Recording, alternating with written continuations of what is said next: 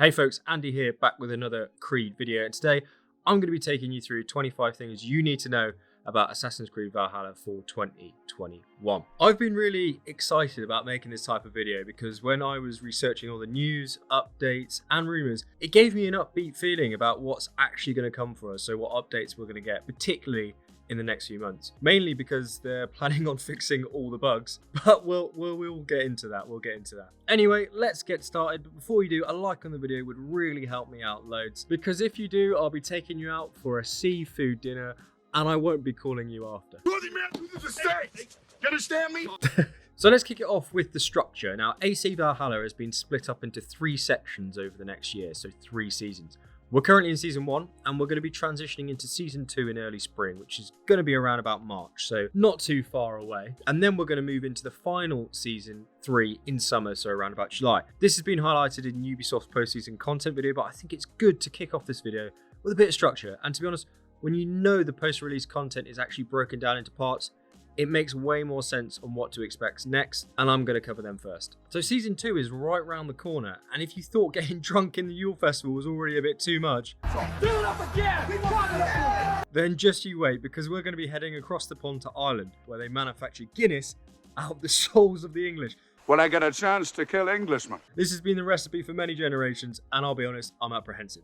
So this Wrath of the Druids update is the main body of Season 2, where we're going to be able to conquer ringed forts, and I quote, influence the trading systems of Dublin. Perhaps I'm being a bit overzealous with my interpretation here, but when I hear influencing the trading systems, I'm thinking about becoming a trading tycoon.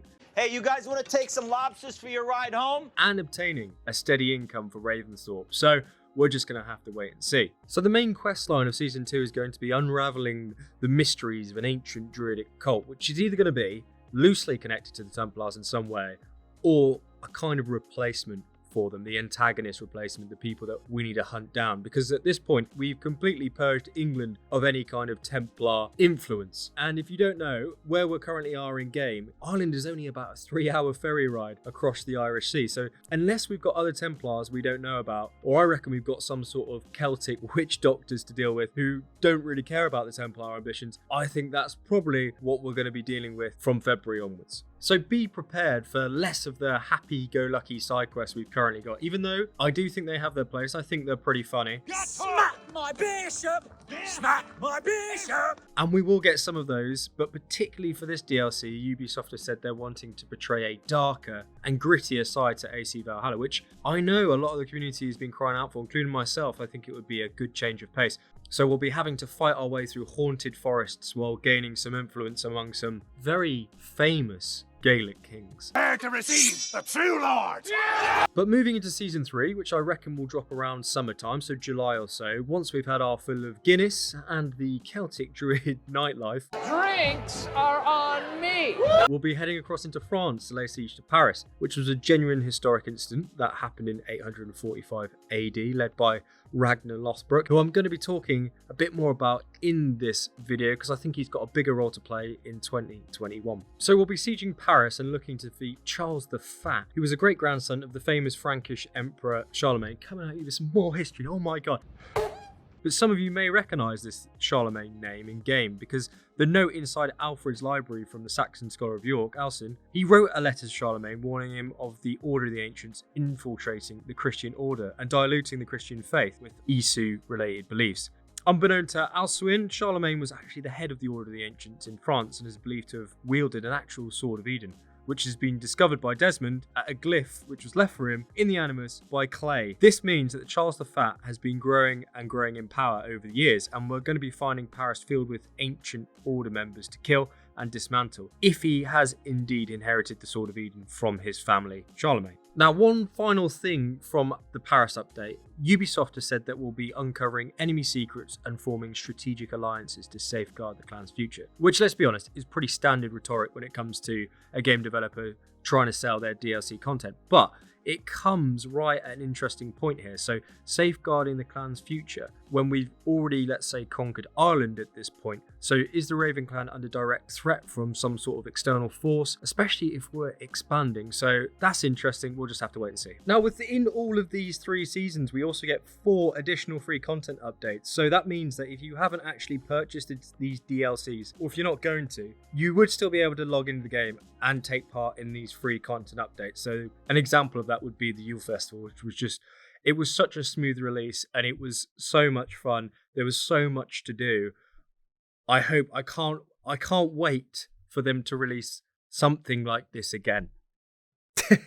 Now, this is the final thing I'm going to say about the Yule Festival. Okay, it was a good change of pace, but man, did we pick up some more bugs, and it was quite frankly a pain in the ball sack for everyone. Next free content update is going to be the river raids, which actually sounds awesome, and I'm really looking forward to it. And we're going to be able to raid 3 different replayable maps at various difficulties, so we're getting that end game content vibe coming through, so we're going to be able to earn more rewards. I've done a separate video on this with a little bit more detail, so check it out in the description below. But speaking of rewards, this is not inclusive of just season 1, but across the whole of the next year, we'll be getting new player skills and abilities, which I'll talk a little bit more detail shortly, but we'll also get weapons, gear, cosmetic items for the settlement, horse, longship, raven, the usual bits and bobs. But to me, this means that just like Odyssey, we'll continually get updates of cosmetics to the store throughout Valhalla's lifespan, because at the end of the day, Ubisoft are the company and they want to milk that dairy cow, guys. You know they do. Fun coupons!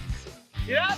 And I don't mind that. I mean, I don't personally spend a regular amount of dollar on the game stores, maybe like one outfit I particularly like, but this is a slippery slope, and if they start barricading the best performing or looking armor sets behind cash walls while we get knockoffs via challenges and rewards, then I'm not going to be happy. I can kind of see that trend ongoing right now, because at the moment in the store, nearly half of the armor sets you actually have to pay to buy than the ones that you can earn in game, and that, in my opinion, is wrong for already a $60, 60 quid game that we've already purchased. Right. Anyway, let's leave that be and let's move on to the next one. Bruno, who's one of the developers, said in the post-release trailer that the first game mode is going to be the river raids, which touching upon that a little bit more, which in my eyes, this means that this isn't just going to be the only type of end game mode we're going to get. And I also think that these game modes won't just be released as free content, but also kind of included in additional game modes in Season 2, so Wrath of the Druids, and Season 3 in Paris expansion. So potentially, I reckon that we're going to be getting 4 to 5 different game modes that are going to be replayable over the course of the next year. It's not just going to be river raids. Staying on these river raids a little while longer, another update we're going to be picking up in tandem with them will be the Jomsviking update, which a lot of us have been crying out for. So we'll be able to rank up and gain XP with our Jomsvikings in this update, which is outstanding. I've also done another little video on this with a little bit more detail about it, so the link is also in the description below if you're interested in exploring that a little bit more. But with this Jomsviking update, Ubisoft have said that we'll be getting an enhanced community friendship system, which I think is key going into next year. So I have high hopes for this, as we can't really currently right now recruit any of our friends to our Jomsviking crew. It's painful. The option is there in game, but we just can't do it. It's so frustrating. So I want less of the randomness when it comes to recruiting these Jomsvikings. So they said they're going to do it, so fingers crossed that they will. Now let's move on to Ubisoft Connect, because some of you may have already picked up in the achievement section that one of the requirements is to avenge 10 players, which right now we can't do at all. So this is a good steer of where game modes are going to be going, I think, specifically around these river raids. So if someone dies to a specific mob, then you're going to have to kill that NPC or mob who has killed that player. I reckon we're going to get further loot from that NPC for doing that, for avenging the player. I'm getting Mordor, Lord of the Rings game vibes here, which I think would be really cool, but that's just speculation. We're also just going to have to see on that bad boy. We'll also be getting a discovery tool in Valhalla, which is pretty sweet, to be honest. So for those of you who don't know what that is, essentially, you can head around England in this time period and get more info on famous cities, daily life, famous battle, politics, etc. They did it for Odyssey and it went down really well. So if you enjoyed that, you'll be pleased to know it's making a return here. I will definitely check this one out. I wasn't too fussed about the Odyssey one, I'll be honest. But, you know, this is Vikings, this is England, and we'll also be getting some cosmetic rewards for doing the tours. Probably reskins, let's be honest. No, thank you! But, you know, we're getting armor sets for learning, boys. It's Armor sets for learning. Now moving on to some really good news for all of us who love this franchise and this game. And it's the fixing of all of these bugs and issues and the patching that's going to be inbound for us, hopefully this month. In a Game Informer interview, Ubisoft said that it's important to them to have a real quality of life fixes in there and listen to the player base. I love inside jokes. To be fair to Ubisoft, they listened to us in Odyssey and the community, and they are saying that it's a priority in 2021. Now let's give them the benefit of the doubt. Let's give them a couple months, I'd say. No, I don't think I will. I think it should have been done in the first place, don't get me wrong. I don't mind things being delayed if it's actually a well-structured, easy flowing game, because it's not what we've got right now, but it's still good news. But the article also goes on to say that endgame content is going to be a priority, which is really good news, I think, because that is what we need. We do not need store microtransactions and some buggy events. We need some endgame content that brings us back to the game, that keeps us playing in this great world that they've created. And I'm excited and I'm encouraged about this. If they are really going to listen to the community though, they need to take out cairnstones. And I don't need to say anything more on that. Now let's move on to some skills and abilities. They're going to be updated throughout 2021, so we're going to be getting additions to the skill tree, and Ubisoft may have made a whoopsie in this latest update by actually including these skills in-game before they were due to go out. So these have subsequently been screen captured, they've now been removed, but thanks to a fantastic post on Reddit, we've managed to document these new abilities. We've got ourselves an arrow looter, so Eivor can have a greater chance of looting arrows from archers. That's pretty good. We've also got assassin carry, so after we assassinate someone, we can carry the body after a successful assassination, which, I mean, you can make your mind up on that one. And our third one, which would be fight ready, which allows us to always start a fight with an adrenaline slot filled, which again is meh. But speaking of Reddit, there was a great post by SkywardSoul that noted in the directory files after the patch 1.1 update that there's a potential new couple naval oriented additions that will be made to the longship. Now I'm just going to put that out there. Naval combat in Odyssey completely sucked, and I don't want to ever see naval combat again unless it's pirates of some sort. But we've potentially got a new ramming ability and a new shield protection animation from the archers when they're firing upon the longship. I'll put the link of the post in the description if you want to check that out in more detail. Now, one of my favourite bits of news coming to us this year is the ability to transmog our armour in game. Now, this should have been in there from day one, but it's been confirmed by Ubisoft in a Reddit post, links in the description. And as long as it doesn't take 5 months to implement, then we're going to be good, we're going to be golden. Hopefully we get that in the next month or so. Now, while we're on the topic of cosmetics, one of the most popular requests from Ubisoft has been the ability to unlock Bayek's armor set, which was released twice during December, the second time by popular demand because so many people missed it the first time. This sets a good precedent for us when it comes to kind of outfits from previous AC games, especially with the introduction of the Transmog update. So as we'll be returning to Paris, I wouldn't at all be surprised if we actually do see some sort of Unity outfit cropping up. But I'm still crying out for an Ezio white robe. I reckon we've still got time. Hopefully we'll get it this year. Now, some more good news, and I had to include this one here because I actually, this is one of the things I really enjoyed about the side quests of the game, and that's Orlog.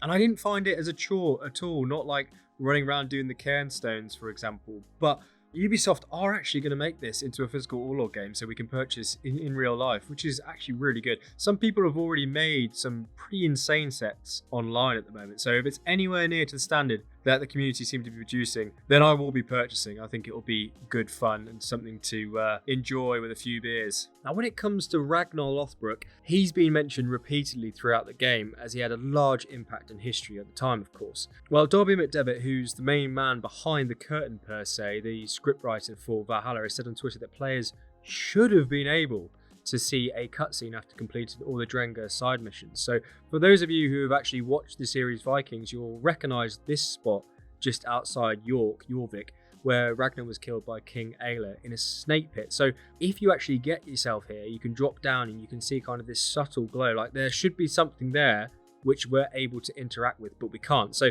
Darby's actually said that he'll be following this up with the team at Ubisoft to get this re-included in the game, which I'm going to be so pumped for. So we'll be able to see some sort of Ragnar death cutscene in-game, which will be awesome. In terms of storyline, we're undoubtedly going to be following a similar release format to that of Odyssey, where In the DLCs, we'll be adding to that storyline from the main release game. We're going to be seeing the next stage of Basim, I reckon. So Basim is an Isu reincarnation of Loki, and Eivor is a reincarnation of Odin. So in other words, we're now Loki in a modern day setting, playing as Odin in the past. So it seems that Basim will remain the modern day character as Assassin's Creed Valhalla continues with the DLC run, and it's possible that Basim is the only main character for the next couple seasons. Basim as well, as a modern day protagonist, puts players, so me and you, in an Isu reincarnation body. So we're most likely going to be in the Animus, potentially reliving Loki's memories as an Isu, which would just be incredible. Now I've got to finish off with some sort of speculation over the next game for next year. We've got a roadmap for Valhalla until the end of 2021, but that doesn't mean that we don't potentially get another AC game at the end of the year, which would run concurrently to Valhalla. It's not unheard of. Obviously, you've got to take this stuff with a pinch of salt. But there is a fairly credible, cool Reddit post of John Bighorn, the concept artist, of a Chinese-Japanese setting. John Bighorn has been doing concept art for Ubisoft for a number of years and has worked on Lineage and Syndicate as that artist. It seems really reasonable that he could actually make some art of China as well. So now that we have a pretty much confirmed that this is conceptual art on behalf of John Bighorn and not fan art, that kind of squashes the NDA reasoning. So right now, we don't have any significant money makers for Ubi heading into the fall of 2021. Far Cry 6 is out May and Rainbow Six is out in September. So with that being said, I reckon we may have an AC game for the end of the year. We have Xiaojun, the comic, coming out this year, which is setting a precedent for an East setting. I think that we're going to get some sort of East, Japanese, Chinese Assassin's Creed game in the fall of this year, and I'd be really quite keen to explore that and play that. But equally, I would prefer it if they took a little bit more time. Slow down, baby. What? To make sure it's completely ironed out, and I wouldn't mind waiting an additional year if we don't have some of the bugs and issues that we've picked up from Valhalla. So tell me down below what you guys think. Let me know if you've enjoyed this video. It was a lot of fun to make, a lot of memes included, which I really enjoyed. And if you made it this far to the video and you enjoyed it, then perhaps consider hitting that subscribe button, and I'll catch you in the next video. Cheers, guys.